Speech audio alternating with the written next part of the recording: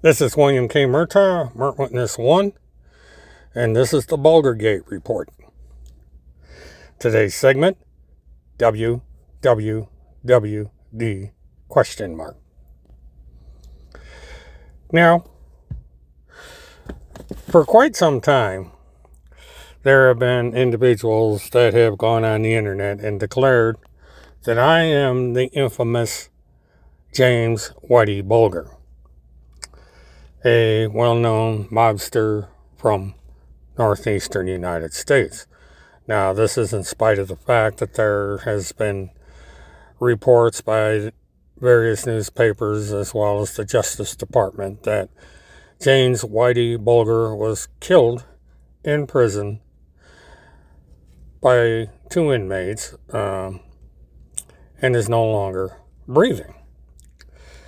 But people like Timothy Charles Holmseth have declared that Whitey Bulger did not die, that the Justice Department substituted some poor slob to literally take the hit, and Whitey Bulger is living in Apopka, Florida, in a 30-year-old mobile home, and that Whitey Bulger is in fact me. Now, I have made it clear many times that I am not Whitey Bulger, but this falls on deaf ears. So, that brings us to the question: what would Whitey do if he were alive today? And by extension, what would Whitey's friends, associates, and family do about the situation? Now, you got to examine who Whitey Bulger was and what he did for a living. And usually, if you were a target of Whitey Bulger, you would wind up dead. That's one of the reasons that Whitey Bulger was in the penitentiary and why he went on the run for 10 years and why he was killed. Whitey Bulger turned state's evidence, was an informant for the Justice Department, and that got him the punishment that he received. Now, Timothy Charles Holmseth and those who decided to turn me into Whitey Bulger have a rather interesting problem on their hands. And the problem is this: someone came by my house recently and took a photograph of me in front of my house, declared that I was once again Whitey Bulger, and that they were going to sue the city of Apopka for allowing Whitey Bulger to live in the trailer park.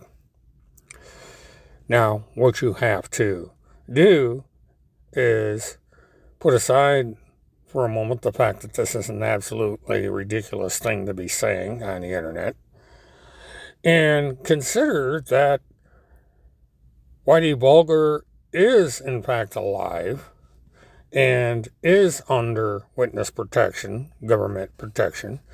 And now, because of this individual who decided to take photograph of who they consider Whitey Bulger, may have put his status into jeopardy and his life into jeopardy. And so what is Whitey Bulger and the Justice Department going to do about it?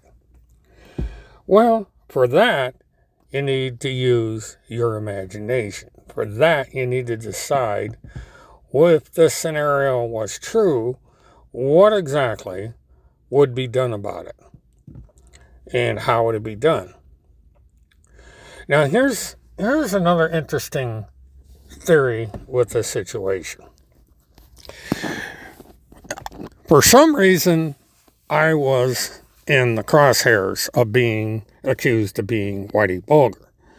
And this started with an individual who identified herself as Elizabeth Compton. She then went on to identify herself as Elizabeth Bulger, the illegitimate daughter of Whitey Bulger.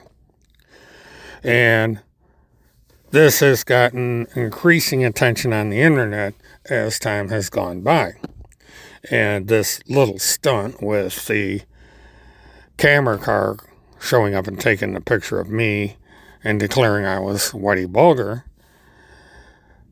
created a new scenario, because that individual was driving a car that was registered, and my little security system caught an image of the driver as well as the tag of the car. And with this information, I was able to identify clearly who was operating the car and who was operating the camera. And what they did for the short period of time, they were at my house.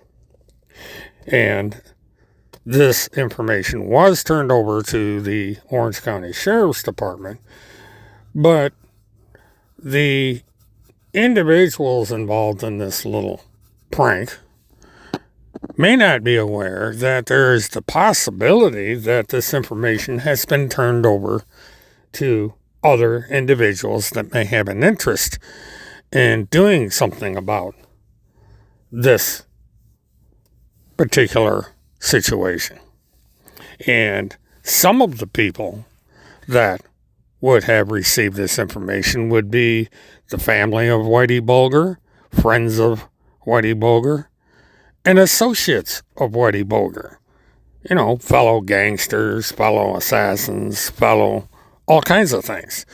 And they, for their sake, may want to take steps to remedy this situation, to make clear their dissatisfaction with this situation. And so those out there whose names might appear in a email or text message to various individuals that have something to do with Whitey Bulger may want to think about their future, what precautions they may want to take, and how this incident that occurred may affect them directly. You know, tonight when they go to sleep and every night thereafter, maybe they'll dream about it. They'll dream about what would Whitey do. This is William K. Mert Tom, Mert Witness 1. Sweet dreams.